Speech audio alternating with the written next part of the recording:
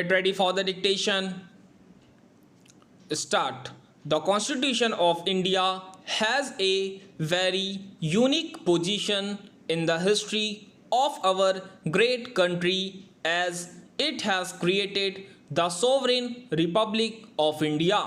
It took several years for its drafting and enacting. The Constitution of India is one of the most comprehensive and longest enumerated documents of its kind in the world. It is the prime law of India. It contains the minutest details for governance of Indian state. Prior to independence, there were two entities, the British government and princely states. The constitution formally ended these distinctions and created the Union of India.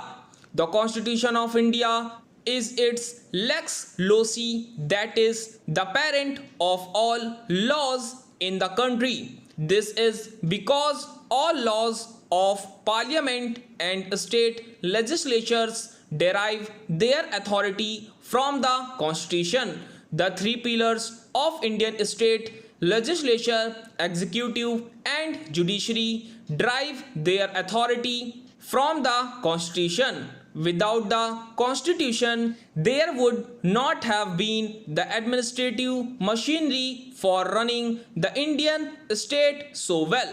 The history of our constitution is very interesting as it elucidates how and why our country choose the parliamentary form of democracy. The British came to India in the 17th century for trading purpose. Thereafter, they slowly gained more power. Later, they attained the rights to collect the revenue and self-governance. For doing this, they enacted various laws, rules and regulations. Further, with the Charter Act of 1833, the Governor General of Bengal became the Governor General of India. A central legislature was created which made the British supreme rulers of India.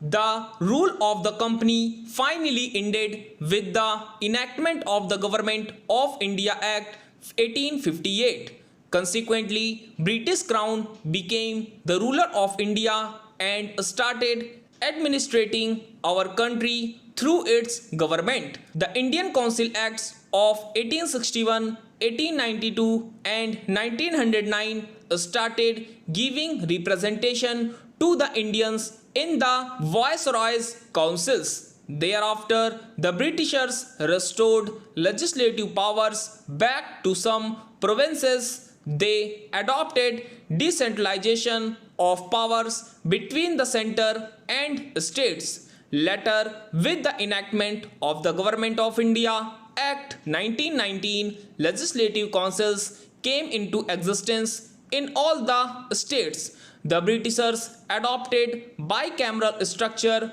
with separate central and state governments. It was for the first time when people could elect their own representatives through direct elections. The Constitution of India later adopted this quasi-federal and bicameral structure of governance. The enactment of Government of India Act 1935 was one of the most important events in the history of the Constitution as this law divided powers of governance into federal list, provincial list and concurrent list. Later, the Constitution of India also incorporated this division of powers between the central and state governments. This act provided more autonomy of self-governance to the provinces. It had also established the federal court, which is now called the Supreme Court of India.